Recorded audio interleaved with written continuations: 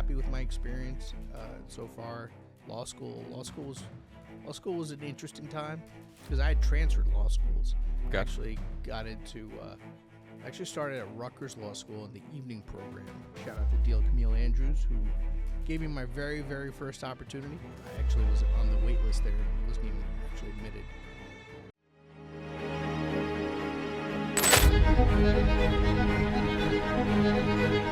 So Appi Iyengar is a senior counsel at Bortstein Legal Group, a Chambers-recognized leader in the technology and outsourcing space. For nearly 15 years, Appi has advised some of the world's most prominent organizations on thousands of commercial technology transactions, software licensing, managed services, infrastructure agreements, etc., with an aggregate value in the billions. Appi lives in Mount Pleasant, South Carolina with his wife, Claire, and their dog, Cooper.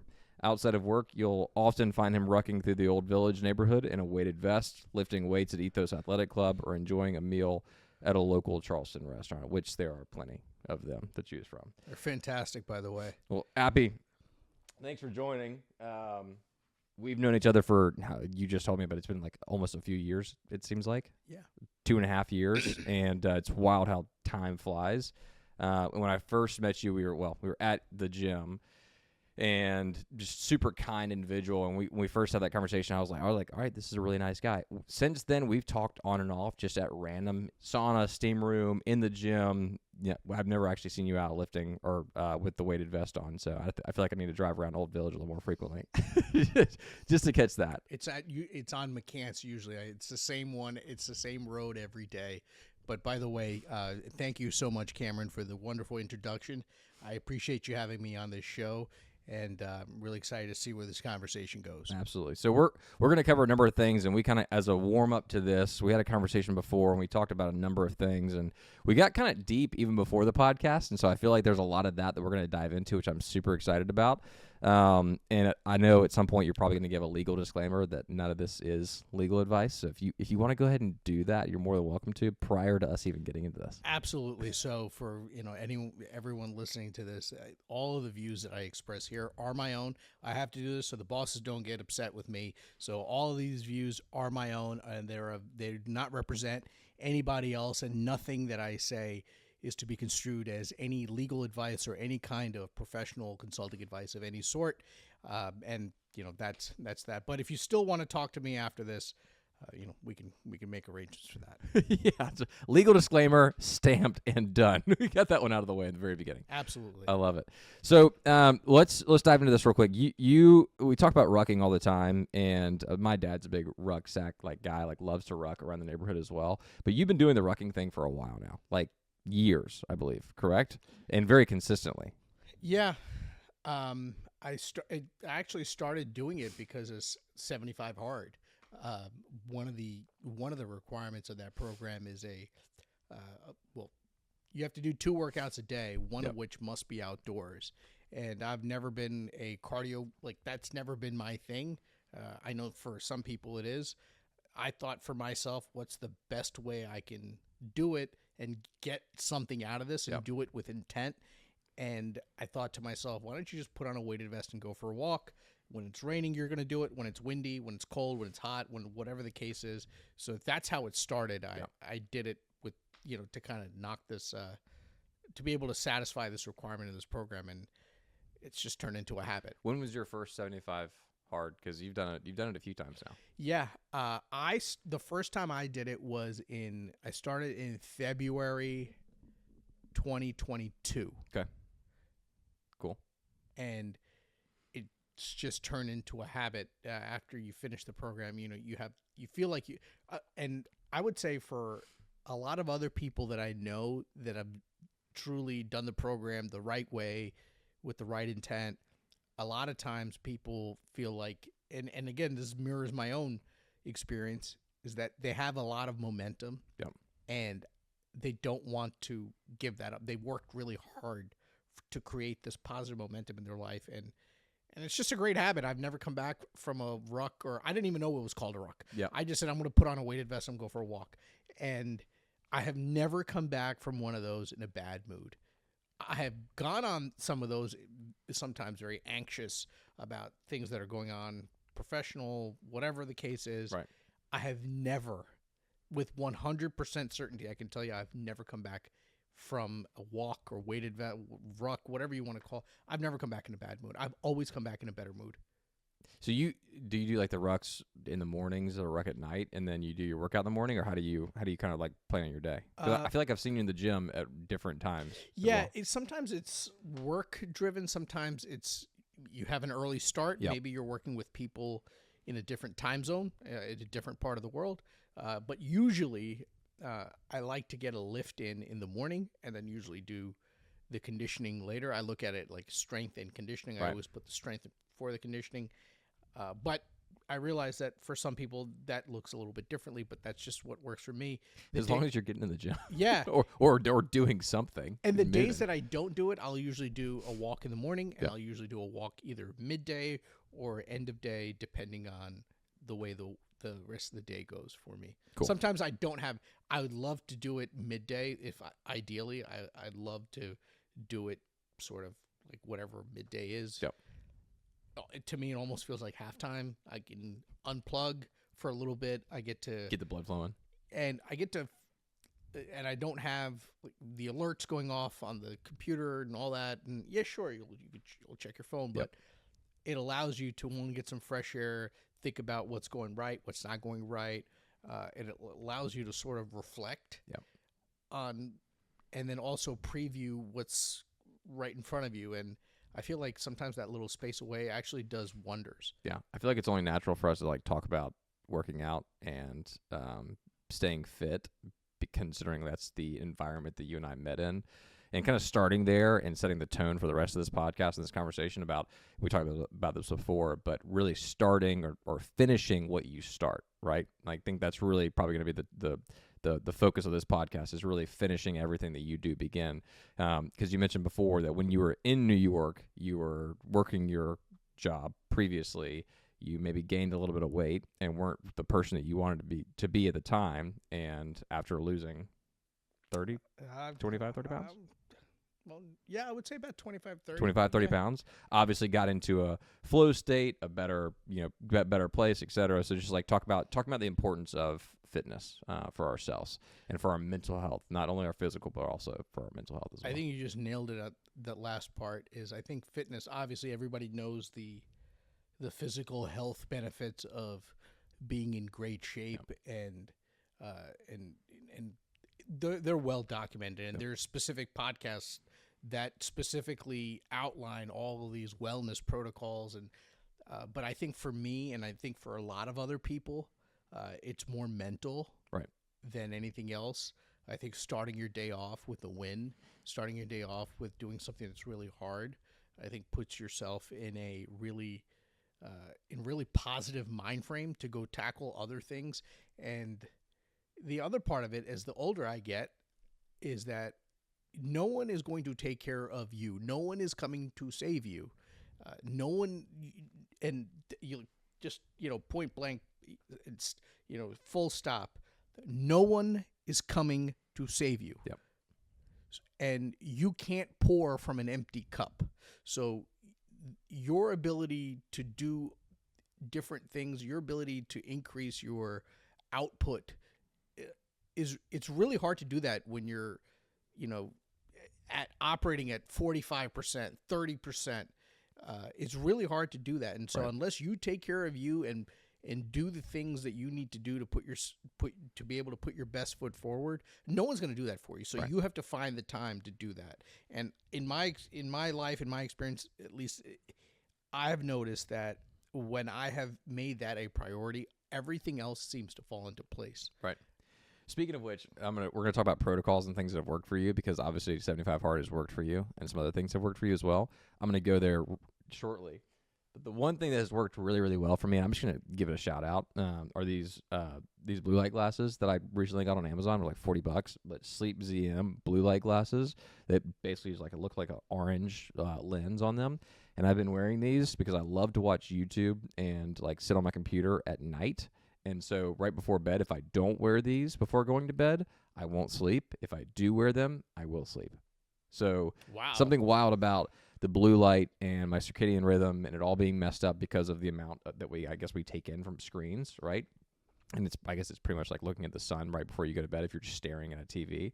But something that's worked really, really well for me as of late are blue light glasses that are actually blocking out the blue light instead of just saying they're blocking out the blue light. I didn't even know that existed out there. That's awesome. Yeah, so that would be something that I would highly suggest that people look into, especially if you're dealing with like sleep issues. Because my biggest thing for the longest time has been struggling with like getting like the proper sleep every evening. And it really, I mean, really, frankly, because you look at your phone, you look at your laptop, you watch YouTube, whatever you watch in the evening before you go to bed, and your mind's racing, but also you've just basically stared at the sun for the past couple hours right before you go to sleep.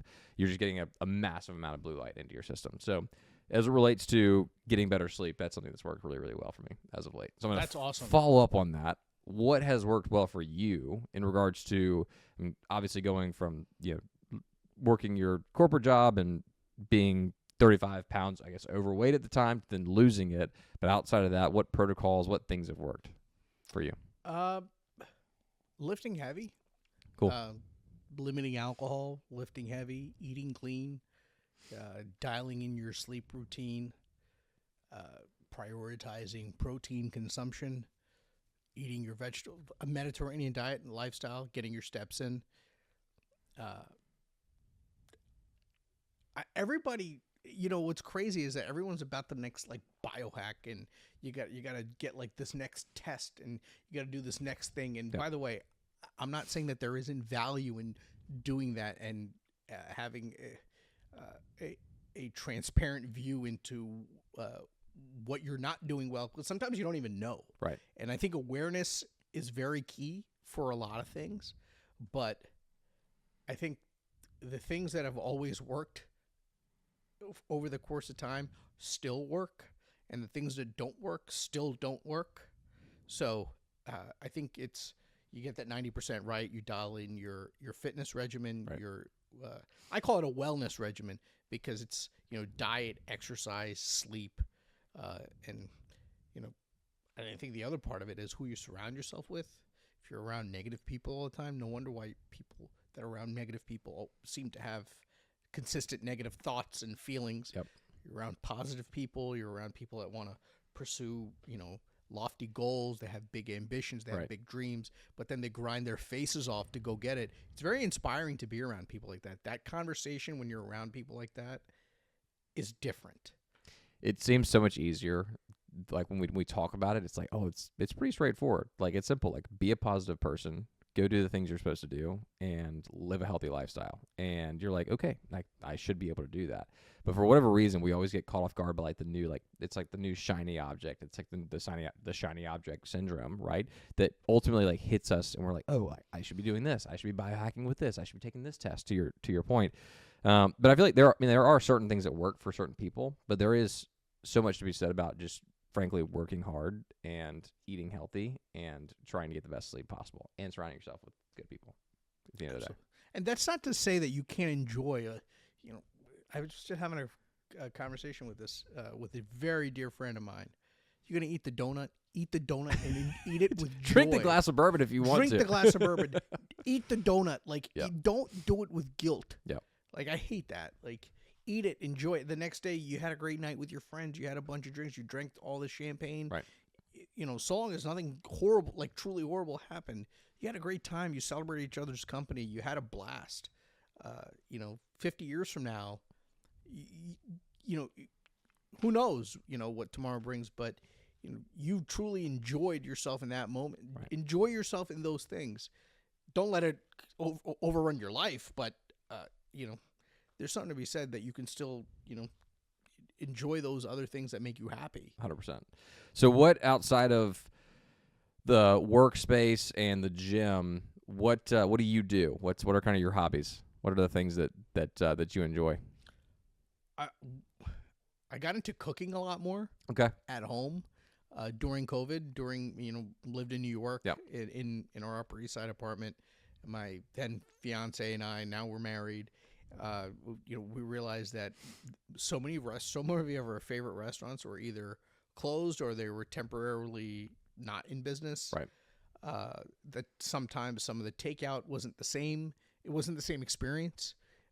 So we learned how to make it at home, and that's something that also plays into the wellness regimen of now you're in complete control over what you're putting into your body, and you realize that there's a lot of things that you eat out that you can make at home, Right.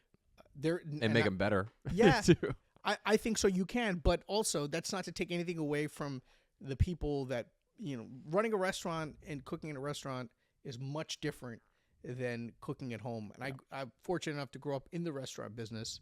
I grew up with knife skills before I could swim or do anything like that. What kind of restaurant? An Indian restaurant. Okay, My parents cool. have been in the Indian restaurant business for 35 years. I've recently, like, as of the past 3 years, discovered Indian food, and I said that sounds terrible. Like, I knew there was Indian food growing up, and there were restaurants in my town, but not many. And then moving to Boston, there are more, and then coming back here, now there are Indian restaurants popping up all over Mount Pleasant, which is crazy. But the past 3 years, I was like, I have started to love Indian food more than anything. That's fantastic. So chicken tikka masala is kind of my thing. That's fantastic. Kind of my go-to thing. Growing up in New Jersey, it's for me personally. Yeah, I have an affinity for Indian food. I love it. I grew up eating it. The other affinity I have is for Italian food. Yep. Growing up in New Jersey, it's so part for me. I cannot think of home without thinking of the Italian food. Like I grew up eating. It's incredible. It brings up so many special memories from where you would walk in. There would be a slice shop in front. There would be the guy I remember where I wouldn't even be tall enough to see into. I'd have to get on my tippy toes to see what kind of slices they had. Yeah. Where slices were still $1. It's like a different world. But then there would be the beautiful restaurant out back where place would be so immaculate that you could literally eat off the floor. Like that's how clean some of these places used to be. And so in New York, right, the epicenter, in my opinion, the epicenter of the food and beverage scene in this country. Charleston, South Carolina. I love the restaurants here. I'm not trying to throw any shade at any, but It's just a little smaller. I think the depth that New York has for every cuisine across the board, and the variety and the depth is unrivaled in America. Right. I can't speak for other places, but it absolutely. But we learned when all that stuff was closed, though. Yeah. I realized something's got to change. We got to learn how to make it at home, and we did. And it is a true joy to cook. It's one of the most therapeutic. I didn't realize how much we enjoy cooking at home. It's a true insurance policy. You can go out, enjoy a couple of drinks, have a couple of appetizers. If the food is not up to your expectations, there is a tremendous superpower to know that you could do it at home. Just make it at home. Yeah, you could just do it at home. Well, it's also it also brings you together with that person or whoever that person is in your life, right? Especially even if you have roommates, wife, girlfriend, whatever it is, right? But it brings you together with those people. I think that's 100%. the beauty of cooking and being able to cook, which I am not a good cook at all, but I've started to, as of late, I've started to as of late get a little bit better at it. And I'm like, the more I'm doing this, the more I'm starting to enjoy it. The more I also enjoy serving food to other people as well, because you get that reaction of I prepared this for you. It might not be the best thing ever, but hopefully you like it. But it's kind of satisfying to provide food in that regard, something that you created. 100%. It's an act of love. Yeah, it is an act of love, and I think it's an artistic expression, because in my opinion, there is no other form of art that engages all senses simultaneously like cooking. Yep, absolutely. And it's a physiological requirement for survival. If you don't eat, at some point, the human being will starve, and you can die from starving. So there is a physiological requirement to sustain yourself to eat. Might as well make it great. You might as well make it really good. Absolutely. So, as it relates to your work, and I'm going to try to not tiptoe here, but I'm going to try to give a better understanding, or try to better understand your line of work while also asking questions that are not going to get you in trouble necessarily. I appreciate that. But you already gave a legal disclaimer, so technically we could talk about anything at this point. No. But let's dive into that real quick. So you've been. So when did you go to law school? When did you graduate law school? I graduated law school. I graduated from Washington University in St. Louis. Okay. 2010. Okay. And well, even before that, I graduated Rutgers University 2007. Cool.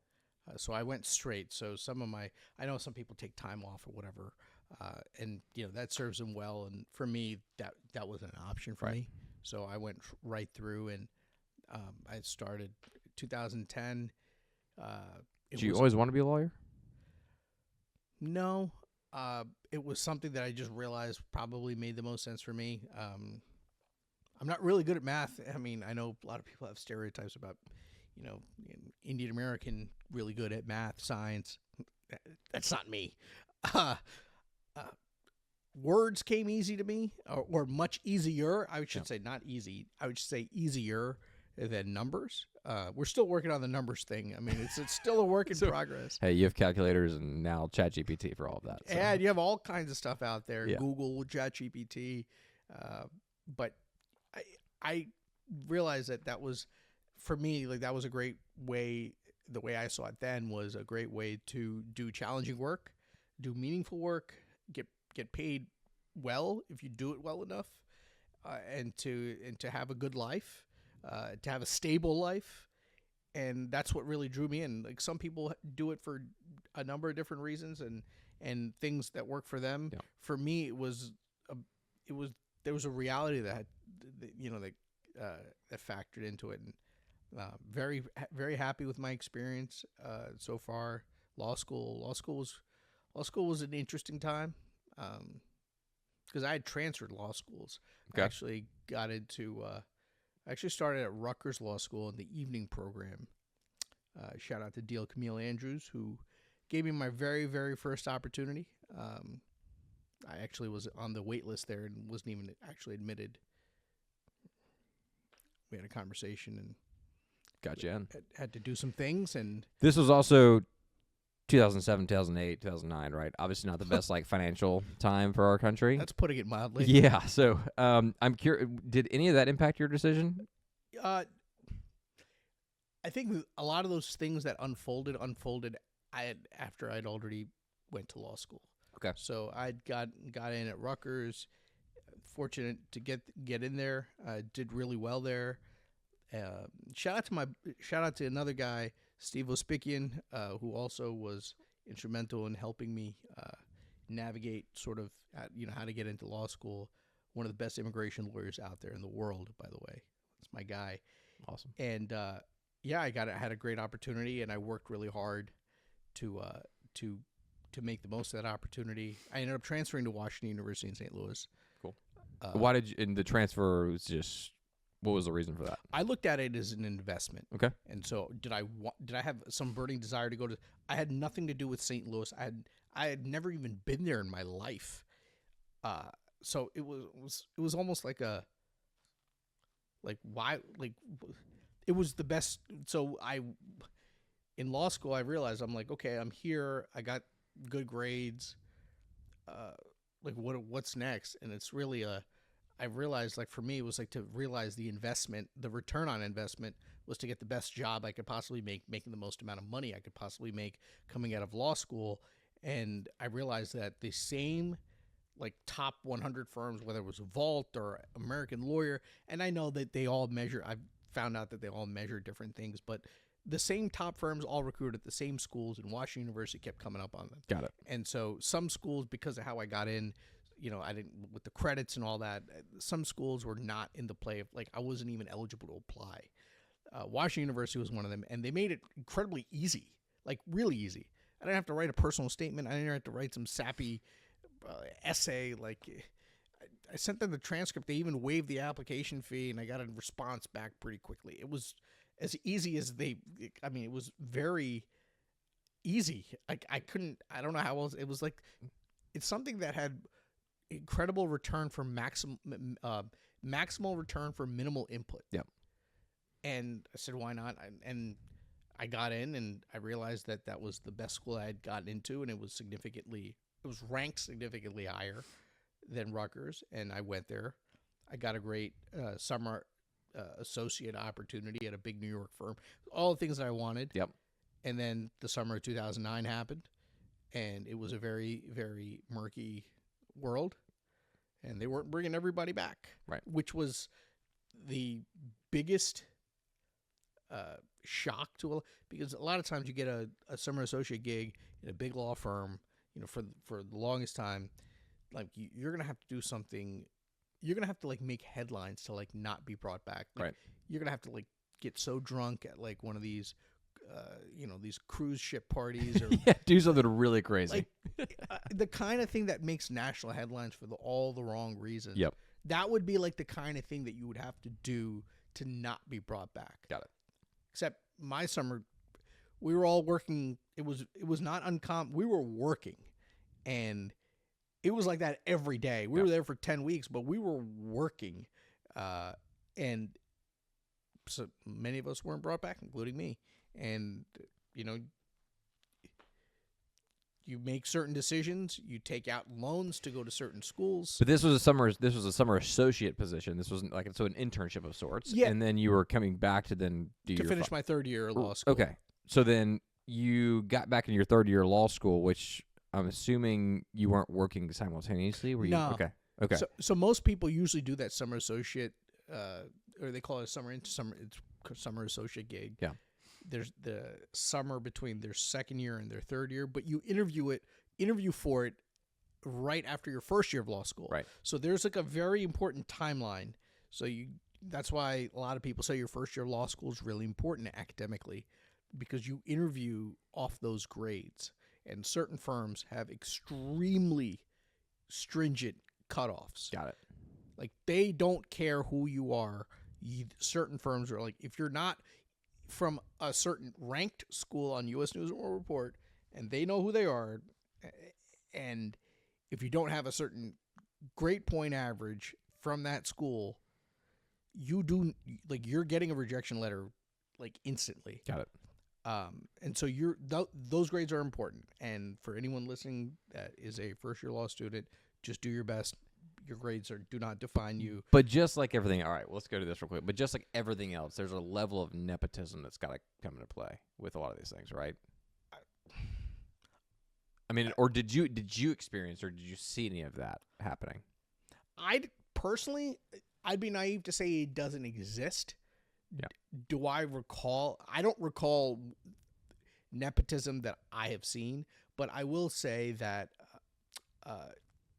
even going back to that, you have a very, very limited window to set yourself up for your financial payoff, so to speak. So different people go to law school for different reasons. They, their financial situation, maybe it doesn't really even factor into the equation at all for them. And I think for people like me, it did. And so you have a limited window. And so if you miss that boat, well, you're just, you're shit out of luck. You're going to have to you're going to have to do some other things and figure it out you're going to have to take it. If that's still the road you want to go to, or you want to take, you're just going to have to do it a different way than what everybody else knows. Got it. And so, for me, that was the case. And so usually for the longest time, you do that summer intern gig, almost 99% of the time in every other year, they're all brought back like that. That's their first job at a law school, blah, blah, blah. Our summer was way different. And that's always, it is what it's reality. What you're going to sit here and cry about it. Yep. You could say it's unfair all you want, but life still goes on. And so you're going to have to, you can either, change the outcome or change how you look at the situation. So I went back, finished my third year of law school, took the bar, and there's like a very long, drawn out process, and different states have different requirements and things like that.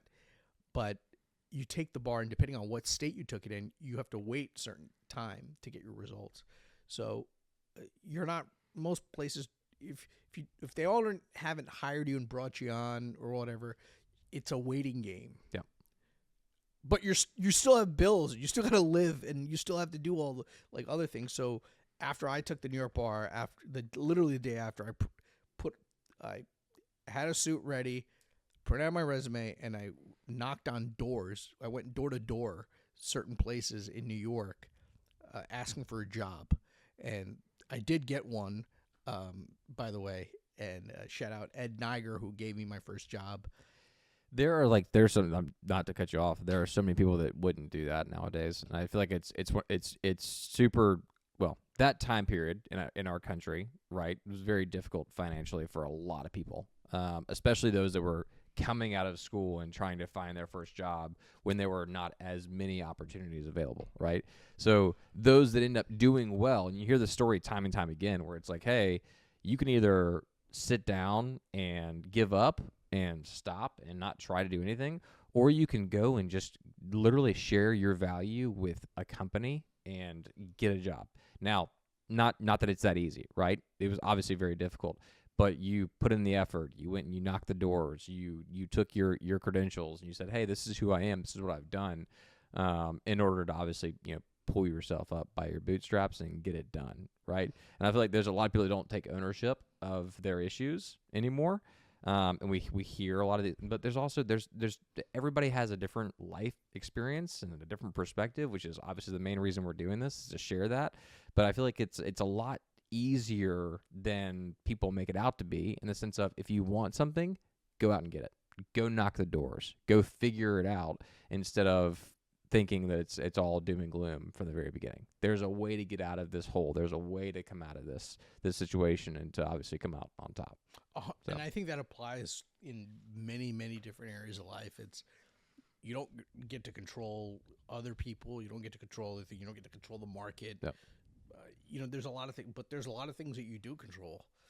You control your attitude. You control, your effort, your consistency, your discipline, your effort, your energy, your grit, your intensity, your sort of like your will to win, your will to do every possible thing that you can with what you have available. I think, you can go to bed at night knowing that you're doing the most that you possibly can. I think there's a certain peace of mind that comes with that when you look back on it, it's, well, at that time, what else could I have done? Yeah. Did I do everything that I knew I could have done at that time? And for me, like, when I got out of, I didn't have anything, and I had all these loans are coming due, and, life hits you real quick, and you have to figure it out. Before we jump to the next one, student loans. Maybe college student, or specifically law school student that's dealing with their student loans, and they're coming out of school right now, and maybe they are struggling to find their position, or maybe they're struggling to be able to pay those off, whatever that situation might be. Can you talk to that for just a second on how you've maybe been able to handle that throughout your career, especially when you were first starting and you were struggling to find that first opportunity because of the market? But let's just talk to student loans, because student loans are one of the biggest frustrations for students nationally. Mm-hmm. America has a student loan problem, right? And it's a crisis. It's a crisis. And I think we can all agree to that. So how have you attacked your student loans, and what has kind of been your mindset around student loans just in general? So, oh boy. How much time do we have? Seriously, this is a tough one, and it's frustrating because, same boat, had student loans, still dealt with them, but at the same time still frustrating, right? They're very frustrating. So, but it's also something we agreed to at 18 years old. Yeah, and I think I think like a lot of things in life, I think a lot of problems can be solved. Not every problem, but a lot of problems can be solved through education. And sort of educating young people when they're at that time, or what this would look like, what they would be living like, what things may not happen, but for me personally, even after my quote unquote first job, I got another job after that, and I still wasn't making really much money. That was my first real big job in New York. I wasn't making any money. And I got an opportunity out in the Midwest at a law firm, one of the great law firms of the country, Polsinelli PC. Shout out to one of my other mentors, Jeff Fine. one of one. We should probably just create a list at the bottom, Oh, like in the description of all the but the people. thing is that nobody does this. That's the other thing. Everybody thinks they've pulled themselves up by their bootstraps and all that. And there is some validity to that, but not all of it is done by yourself. There's other people that really helped you along the way. And 100%. I I made that comment earlier too, which is, I mean, true. You have to have like the right mindset individually, like personally, but like you can't do it without other people. You can't. Literally can't do anything without other people. So. And yeah, I had this wonderful opportunity, and I was, most people were like, I don't get it. You're leaving New York to go to Kansas City. And, it was a calculated decision that I made. I was going to be making like more than double of what I was making in New York at the time. It allowed me to pay off a lot of my student loan. That was the biggest thing for me. I was just like in so much debt. And for me, I developed a skill set. I developed as much of a skill set that I possibly could in my first real job as really the only lawyer in a global company, doing SaaS deals and knowing SaaS, software as a service. Yeah, software as a service, software licensing, commercial deals, cloud-based deals. It was a great first job opportunity to see how real deals got done. I did all the deals there. It was a great experience. Didn't pay a lot. Didn't pay very well. But paid better than New York. It was offensively low. But what are you going to do at that point? Yep. You're going to cry about it, or are you going to gain the most experience you possibly can out of it and use that for something else? Like, you just got to,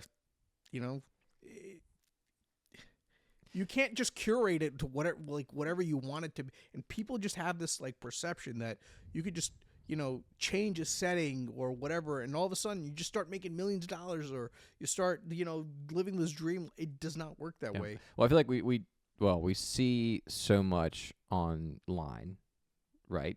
Especially now, which I'm not sure when you were growing up how much social media you were accessing. It came out when I was in college. Right. Facebook. I was about to say, so Facebook came out during your college days.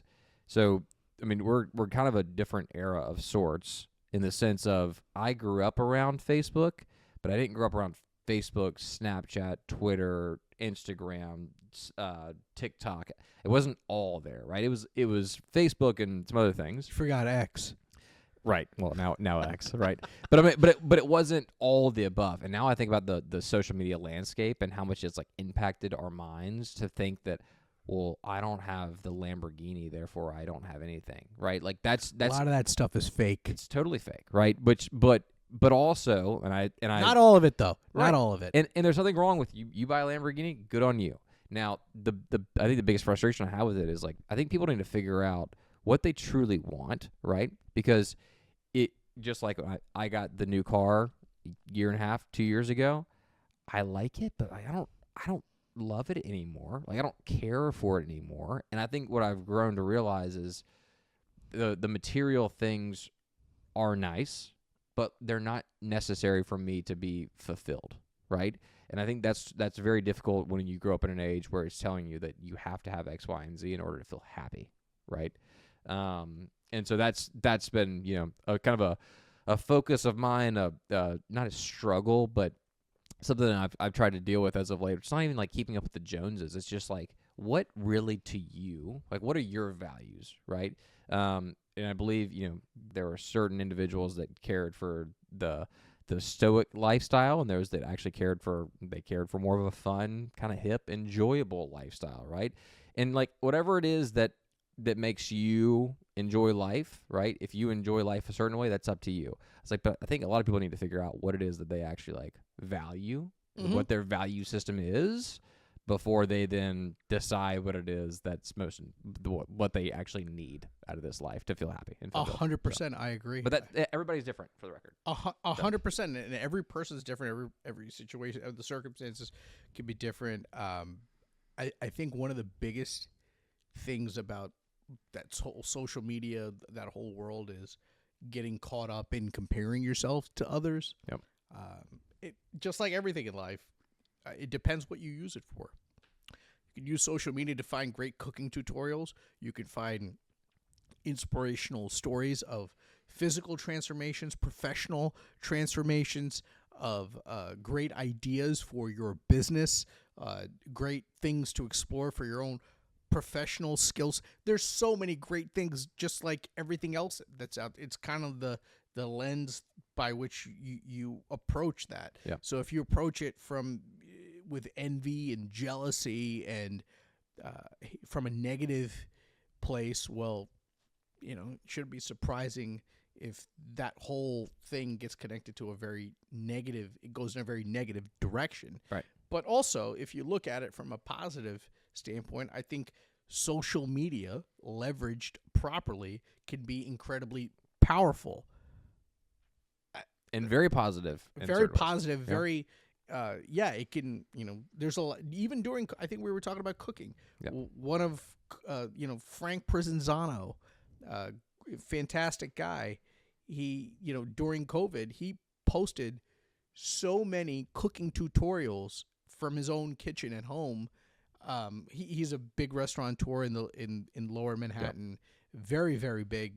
All his restaurants are fantastic that I've been to, and I've been to quite a few of them on a very regular basis. And shout out Frank. But I think what he did was very powerful. He taught people how to cook. He taught people based on method and technique rather than based on recipe.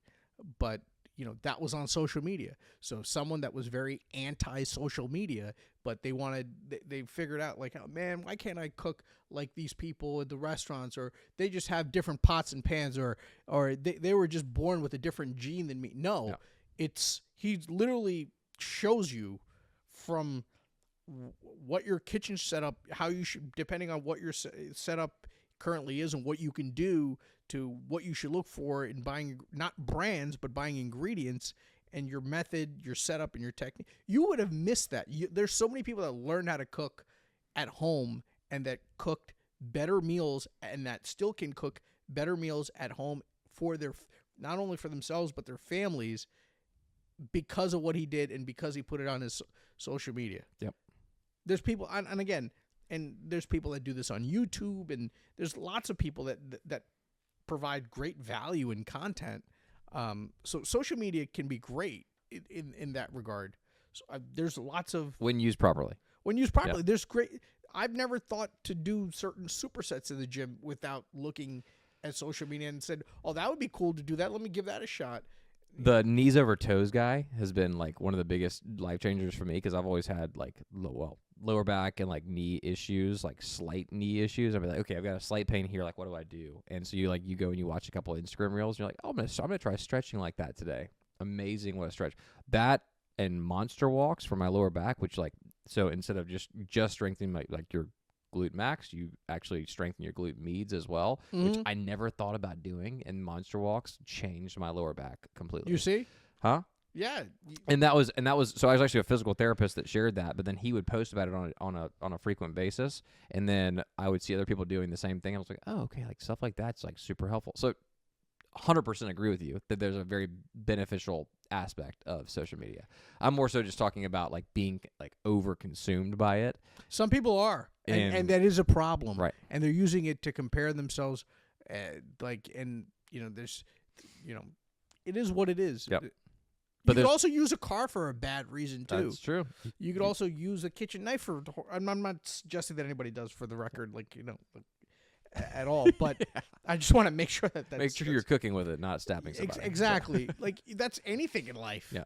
Yeah. No, 100%. Which is why it's all about truly taking ownership of everything, and it's an individual thing. And no one is coming to save you. Nobody is coming to save you. I love that. So you graduated. You got your first job. You got your second job.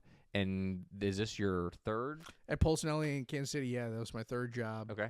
And I never. Don't you love how we go on like little tangents? Yeah. No, that's fine though. But but student loans, like the big reason why I went out there was to become financially stable. Yep. And it was an opportunity. As much as I really didn't know a lot of people in Kansas City, Yep. there was no anchor for me, like whether it was in my personal life, professional, there's nothing like that for me there, but it was just a professional opportunity. And again, I was 28 at the time, and all I had known was New York, New Jersey for most of my life, and that was like, for me at that time, that was the epicenter of my life. And but there was an opportunity in that, and professionally and financially, and how I got out of it is I continued expanding my skill set. I kept working really hard. Right. I mean, it was like I paid off like about 80% of my student loans while in like a year and 10 months while I was out there. I was, whatever my rent, I did a 3-to-1 ratio. Whatever my rent was, I was paying 3 times as much for student loans. But if you're so focused on everything has to be done your way to your terms, someone's got to serve something to you on a silver. Well, it's very rare that that's going to happen. Yeah. Credit to you if you can do that. But by the way, anyone that's seen, if you can literally do that in the right way, you're stupid if you don't. Yeah. But I mean, this is like.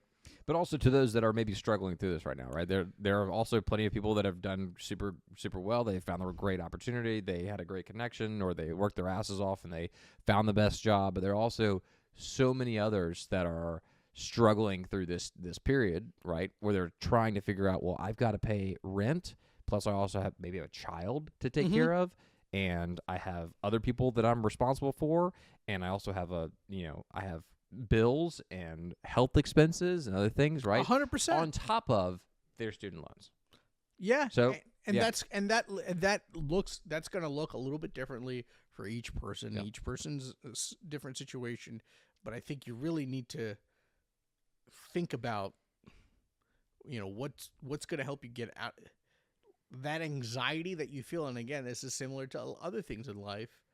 Is action is the cure for all anxiety, is taking action towards the root cause of what is giving you anxiety. If the anxiety is coming from how much that bill is, well, the action you can take is maybe you expand your skill set. You're going to put in some work. You're going to wake up a little early. You're going to go to bed a little late. You're going to do some different things, expanding your skill set that makes you the money that you need to pay off that loan. And sometimes you might have to look outside the box. Yep. Sometimes the answer to your problem is not going to come perfectly gift wrapped and packaged in the most beautiful way. Sometimes you're going to have to look outside the box. Right. And that comes from not having attaching an ego with how you solve your problem. One of those ways to think outside the box, just to throw this out there, if people are listening to this particular part of the podcast, which once again, we don't have that many followers yet. So hopefully they're listening. Yeah, hopefully they're listening to this part of it. One of those things that you could do is, if you're trying to figure out how to get out of this hole that you're in from a student loan perspective, and you are just graduating law school, one thing you could do is you could reach out to Appi online on his Instagram, which is going to be dropped below if you're cool with that, or email or whatever, right? You could just reach out to somebody. And I feel like there are so many people that won't just reach out because they're nervous about reaching out. Or they're embarrassed. Or they're embarrassed about it. It's like, reach out. This is why there are other human beings around you. What do you got to lose? What do you have to lose? Look for the help. There are people that want to help you because guess what? They were also in your same shoes. 100%. Right? And that's, I think that's been the hardest thing to learn in my 20s, is that you got to stop being so stubborn. There are people that have been through it. They've experienced it. They know the pain. They know the struggle. Reach out to them. They want to help you. And frankly, those individuals, whether in their 30s, 40s, 50s, 60s, 80s, they've been through it. They've experienced it, and they find fulfillment in helping you through that 100%. And I think on the flip side of that is truly listen to what these people are sharing with you. Yep. Don't attach your ego to the advice that they're sharing with you, and also know that on the flip side, what worked for them might look a little bit differently for what works for you, but there might be certain things that you can take away from little things that the first person you talked to said. maybe the third or the fifth person you talk to said, and you're gonna have to weave them together. It's not going to come gift wrapped to you. Like one person says, you have to take these 5 things, you have to do these things for, Yeah. 2 years, and you do these things it may, if they do, great, but it may not always be that way. Yeah. I've kind of taken this for granted in the sense of like, I'm okay with just reaching out to somebody and be like, hey, my name's Cameron. This is the problem I'm having. I need some help. Would you mind having a conversation with me? If they don't respond or they say no, I'm okay with that. What did you lose? I'm kind of a sales guy. I am a sales guy. And so I think I've never really struggled with that because I'm like, you know what? I had nothing to lose. So even if you are listening to this right now and you're like, how do I reach out? What do I say? It's like, well, first and foremost, if you want to, you go to ChatGPT and say, hey, draft me a message that I can send to this individual to ask them for help on this particular issue. It'll help you out. But just shoot a message and say, hey, listen, I don't know exactly what to say. This is what I'm experiencing, and I need some help. Would you be willing to help me? If they don't respond, don't worry. Go on to the next person. But keep going because people do truly want to help. And also, I think this is off the legal side of things, but like L.A., fires, right? Like psychotic. Terrible, right? Natural disaster that's destroyed your entire livelihood and your home. And obviously a lot of those homes were second homes or rental properties or whatever. They were very wealthy individuals' homes, and they probably have plenty of insurance or whatever. But also plenty of those were also very normal, everyday Americans that are just lost everything, right? And they don't have anything to come out of this. And so I think in a situation like that, so you got to be thinking like people have their struggles and they have their pains and they have their issues. They're not all the same. They're all very different, but we need other people to come in and help us. We need people to support us, and we need a good community around us in our time of need. So, yeah. 100%. I think people are inherently good. Most people, I would say. Want to help. Inherently want to help if they can. Yeah. But ultimately, it's on you to, take what, if you're fortunate enough to get some good nuggets of advice, don't sit on it. Yeah. Take action. Your problems are going to go away by and that's the other thing that I think some people think about. Like they think like someone that looks like they have it together. They live in that beautiful home. They drive that really nice car. They look great. They seem to have everything together. They go on nice vacations. So on. They have problems too. Yep. The difference sometimes much bigger than yours, or more than much bigger, or than more yours. than they let on. Yeah. Learning how to solve your own problems is also a superpower. Not always, I think when you want to, it's an intricate balance, in my opinion, of learning when to ask for help and what you're asking help for, reaching out to people. Yeah. But also, no one wants to be that guy or that girl, whoever, that is always like the person that can't ever.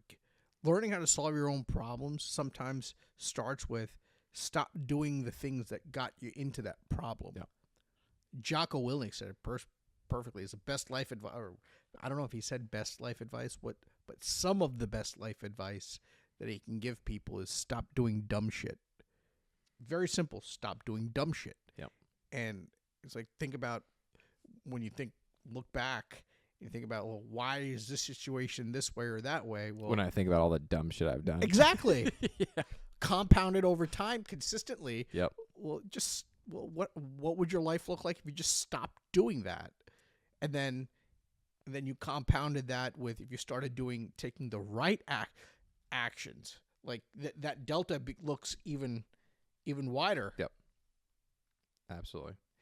You just to kind of continue progressing into your career now, what can you talk about that you do on a daily basis that maybe would provide some value to people that are in the real world, right? That are, looking for legal advice because I know obviously a lot of your stuff is as it relates to like tech and buying and selling tech, but can we kind of talk to your job currently and just some of the things that you do that you think might provide some value to people?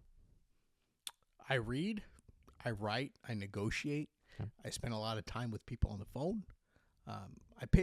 We're paid to pay attention to detail. I think no matter what career, no matter what line of work you go into, being incredibly attentive to detail is is a fantastic asset that you can develop. Trusting your intuition. I think it starts with that. But I think it's something that can be trained. No, most of us are not born with these like superpowers. Like you have to work to develop them. No matter what thing you want to pursue, whether you want to pursue athletics, you want to pursue becoming a doctor, a lawyer, a banker, whatever the case may be. Being attentive, being disciplined, providing however you provide your work or do your work, doing it in a way that looks the part.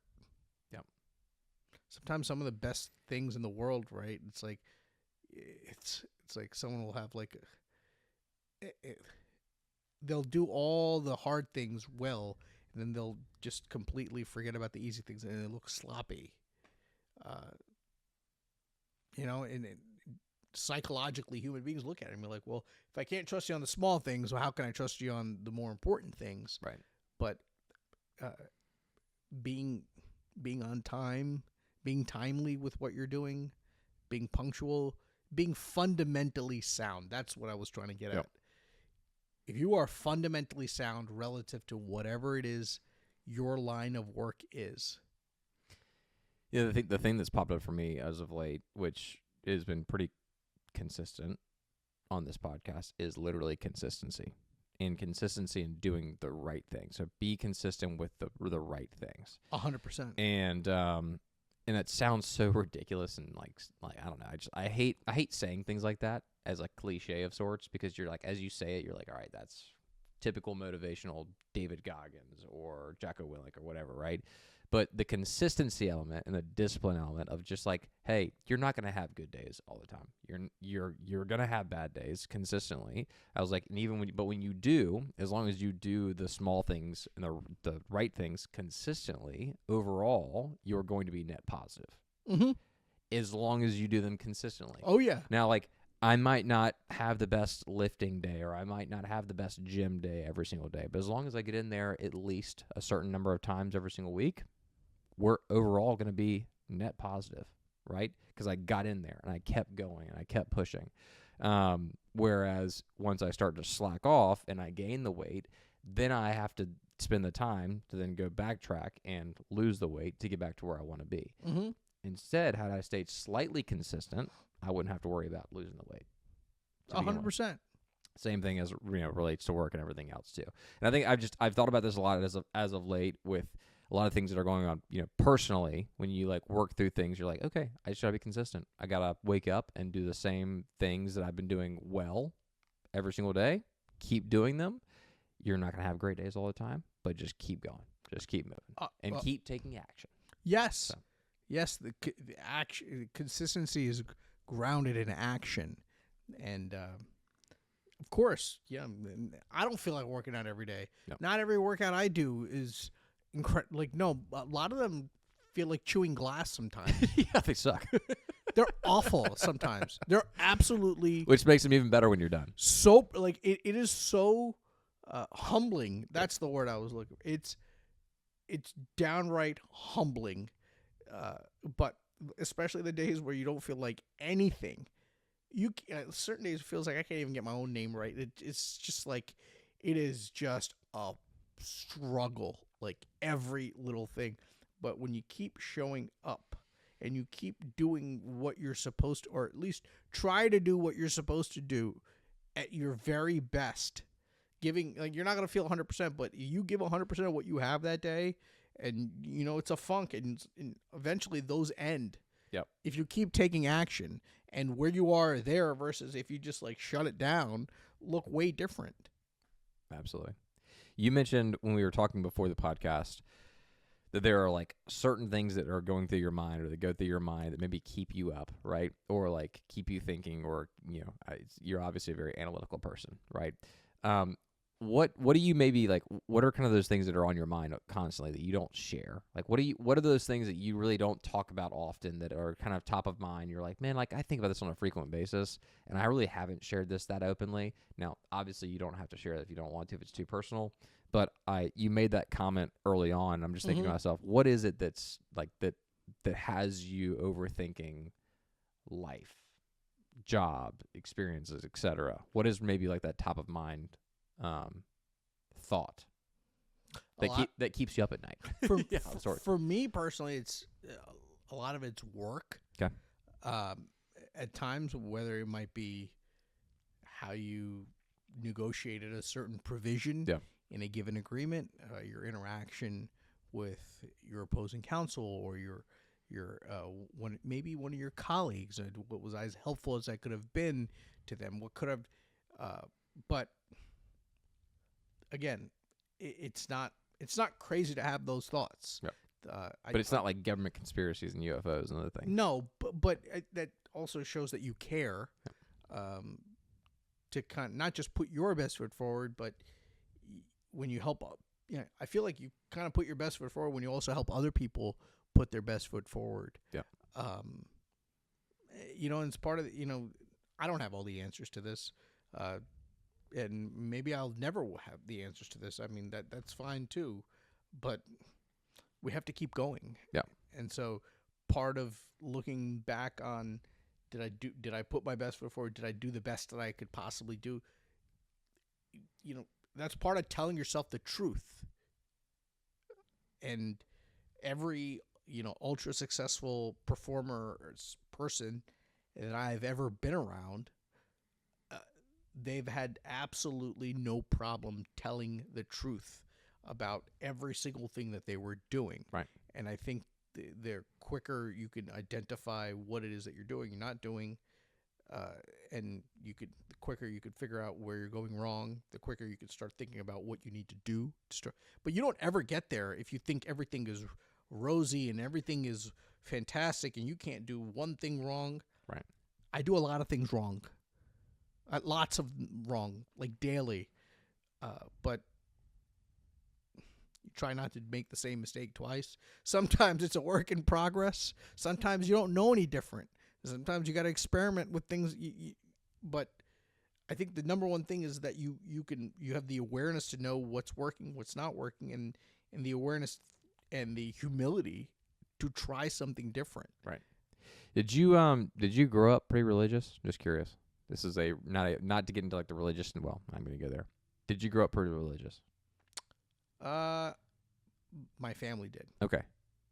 Have you stayed spiritual and or religious throughout your life? Spiritual, yes. Okay. Religious, we're figuring that out. Okay. We don't have to dive into that too much if you don't want to. Probably not. Okay. Probably a different conversation for a different day. Different conversation for a different day. Just always curious to know people's thoughts on that front. So what else? What else is top of mind for yourself? I mean, it's January. It's Charleston. It's just the coldest couple of months that I can't think of a colder couple of months than it's freezing we've ever had. It's so cold. It is very cold. People think I'm crazy when I say that. It's not in the cards when I wanted to move here, but I think when did you move here? May 2021. Okay. Gotcha. And I've never experienced. I feel like it was the day after Thanksgiving it got cold, and it's been cold for like this is like the longest like cold spell that we've had here, at least as far as I've been here. But this too shall pass. This too shall pass. I'm always like kind of excited about colder weather, and then it actually comes, and I'm like, yep, time for summer again. I'm ready for it. Time for summer again. It's totally time for summer. Yeah, I mean, but what are you gonna do? You have no control over this. I mean, yeah, I know. But this is so 3 years ago. Sorry, 2 years ago. All the pipes underneath everyone's house in this neighborhood burst because of 19-degree cold outside, and so every single time, we had. All of them were redone. And so every single time it gets below freezing, I I like wrap the pipes. I go outside and I put additional insulation underneath all the pipes. Like I just keep adding insulation. So whoever ends up coming to this house after is gonna find there's just like a shit ton of like additional insulation underneath the house. It might be totally unnecessary, but I'm like, I am not going through that again because every single pipe burst. So our houses are obviously not built for like freezing weather in South Carolina. No, they're not. So. It is bad when it gets that cold. It's bad. But this too shall pass. This too shall pass. In a couple of weeks, it's going to be beautiful again. And welcome to Charleston. Welcome to Charleston. That's right. Well, cool. Appy, I really appreciate the time tonight. This is a super insightful conversation, and just appreciate the time spent with you and getting to know you better and delving deeper into things. But if there's anything else you want to add, feel free to add that as we conclude here.